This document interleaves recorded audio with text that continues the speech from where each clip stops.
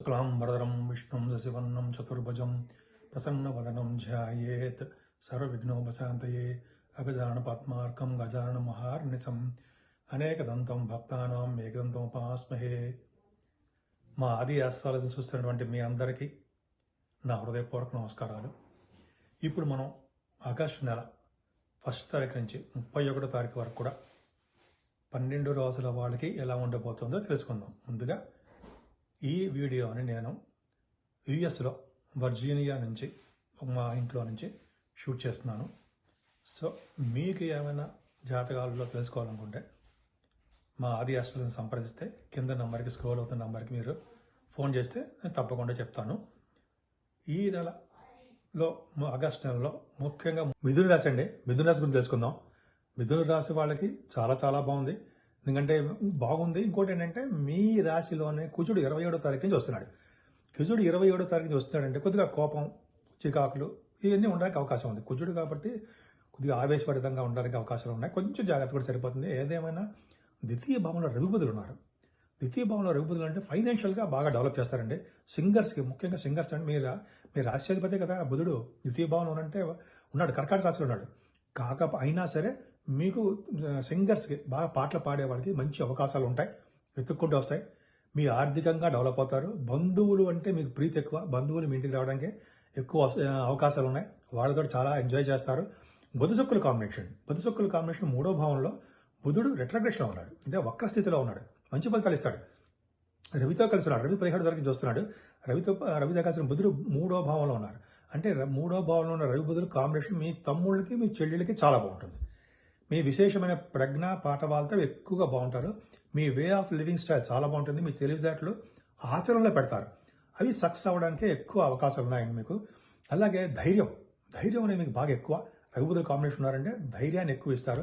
అలాగే బుధశుక్రుల కాంబినేషన్ వల్ల మంచి వస్త్రధారణ ఉంటుంది. వాహనాలు కొనుక్కుంటారు. అలాగే మీ తోబుట్టువులు, చెల్లెళ్ళు ఉంటారు కదా, చెల్లెళ్ళకి వాళ్ళకి అంటే సిస్టర్స్ అంటాం కదా, వాళ్ళకి తమ్ముళ్ళకి మీరు సహాయం చేస్తారు. మీ వల్ల కూడా వాళ్ళ సహాయం పొందుతుంటారన్న సందేహం లేదు. చాలా బాగుంది. ఏదేమైనా 4th భావంలో శుక్రుడితో కలిసినటువంటి కేతు మంచివాడే కాదు. అయినా గురుదృష్టి ఉంది. గురుదృష్టి వలన 4th భావం శుక్రుడికి ఏమవుతుందంటే మంచి వస్త్రధారణ, చదువు, వాహనాలు, గృహాలు, అలాగే వ్యవసాయదారులకు పంటలో కూడా లాభాలు రావడాలు. 4th భావం కంఫర్టబుల్నెస్, ఎక్కువ ప్రశాంతంగా హాయిగా కంఫర్టబుల్గా చాలా బాగుంటారు. డౌటే లేదు. పంచమ స్థానం కూడా మీకు బాగుందండి. పంచమ స్థానం ఎవరు? శుక్రుడు 4th భావంలో ఉన్నాడు. అయినప్పుడు గురుదృష్టి ఉంది. అంటే మీకు పుత్రిక సంతాన యోగం కలగడానికి అవకాశాలు ఎక్కువ. స్టాక్ అండ్ షేర్స్లో పెట్టుబడి పెట్టే వాళ్ళకి అంటే స్పెక్యులేషన్ వాళ్ళకి మంచి అవకాశాలు ఉంటాయండి.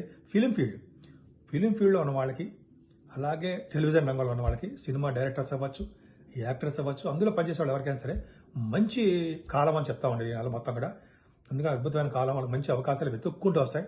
ముఖ్యంగా సాహిత్య రంగంలో ఉన్న వాళ్ళకి, నృత్య కళాకారులకి, పాటలు పాడే వాళ్ళకి అందరికీ మంచి అవకాశాలు బ్రహ్మాండంగా ఉన్నాయి. సప్తమాధిపతి గురుడు 12వ భావంలో ఉన్నాడు. మంచివాడు కాదు కదా.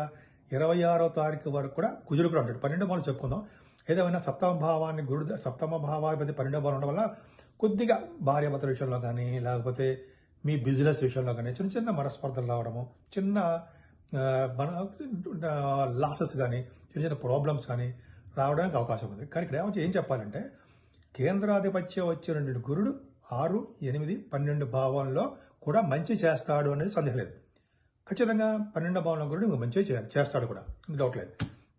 ఏదైనా అష్టమ స్థానానికి గురుదృష్టి ఉంది కాబట్టి తలవంతలమ్మకు వచ్చే ధనయోగం బ్రహ్మాండంగా ఉంటుంది. అలాగే ఆయుర్దాయం బాగుంటుంది. ప్రయాణాలు చేస్తారు. సేవకాచారం బ్రహ్మాండంగా ఉంటారు. మీకు భాగ్యస్థానంలో శని వక్రగతిలో ఉన్నాడు. భాగ్యస్థానంలో శని వక్రగతిలో అంటే విదేశ పర్యటన. అంటే మీరు బహుశా చదువు రీత్యా మీరు విదేశాలు వెళ్ళొచ్చు. అంటే ఎంఎస్ చేయడం కోసమనో, లేదా ఉద్యోగ రీత్యా, లేదా మీ షూటింగ్లు కానీ, పర్సనల్ విషయాల రీత్యా, బిజినెస్ రీత్యా అవకాశాలు ఎక్కువ ఉన్నాయండి. శని కారకత్వంలో ఉన్న బిజినెస్ బాగా డెవలప్ అవుతాయి.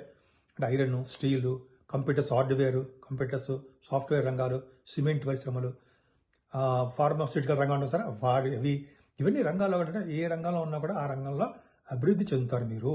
ముఖ్యంగా ఫారిన్ కంట్రీస్. శని 9th భావంలో ఉన్నాడంటే వెంకటేశ్వర స్వామి దర్శనాలు ఇప్పిస్తాడు. శివుడి యొక్క అభిషేకాలు చేయించుకుని చేస్తుంటాడు. అంత మహానుభావుడు శని. ఖచ్చితంగా మంచి చేస్తాడండి మీకు. 9th భావంలో శని తిరుపతి దర్శనాలు, వెంకటేశ్వర దర్శనం కూడా చేయించడానికి అవకాశాలు ఎక్కువ ఉన్నాయి. అలాగే దశమంలో రాహు. దశమ రాహు అంత మంచివాడు కాదంటాం. కాకపోతే ఏంటంటే చిన్న చిన్న ప్రాబ్లమ్స్ ఇవ్వడానికి అవకాశం ఉంటుంది. మీ మాట తొందరపడడం వల్ల ప్రాబ్లమ్స్ ఉంటాయి. అది పక్క పెడదాం. అయినా దశమంలో రాహు ఆయన జలతత్వ రాశిలో ఉన్నాడు. దశమంలో రాహు జలతత్వ రాశిలో అంటే కాశీ క్షేత్ర దర్శనం చేయిస్తాడు. అంటే గంగా స్నానం చేయడము, కాశీలోని పుణ్యక్షేత్ర దర్శనాలు చేసుకోవడము, గురువుగారుల పీఠాలతో వెళ్ళడము, వాళ్ళ పాదపూజ చేసుకోవడము, అలాగే నాన్నగారు సంపాదించిన ఆస్తుపాస్తులు బాగా డెవలప్ చేయడము, మీరు చేస్తున్న ప్రొఫెషన్లో బాగా డెవలప్ అవడము, ప్రమోషన్స్ రావడము, ఉద్యోగాలు మీకు వెతుక్కొని రావడం, ఉద్యోగ భద్రత ఉండడానికి అవకాశాలు ఎక్కువ ఉన్నాయి. దశమ రాహు చాలా మంచివాడండి. కాకపోతే ఏంటంటే 12వ భావంలో కుజుడు ఉన్నాడు. 12వ భావంలో కుజుడు మంచివాడు కాదు. గురుడు కూడా ఉన్నాడు. గురుడు మంచివాడు కాదు. అంటే ఏంటి? యాక్సిడెంట్స్ ఇవ్వడము, చిన్న చిన్న దెబ్బలు తగిలి చూడడము, ప్రాబ్లమ్స్ క్రియేట్ చేయడము ఉంటుంది కదా. కానీ 6వ భావాధిపతిగా కుజుడు 12వ భావంలో ఉన్నాడు. మరి మంచి చేయాల్సిందే కదా. అంటే గురుడితో కలిసి ఉన్నాడు కాబట్టి ఎటువంటి యాక్సిడెంట్స్ లేకుండా మీకు మంచి చేయడానికి అవకాశం ఉంటుంది. అంటే రుణ బాధలు, రోగ బాధలు, యాక్సిడెంట్స్, అదే శత్రు భయాలు ఇవన్నీ లేకుండా కుజుడు భగవాన్ని కాపాడతాడు.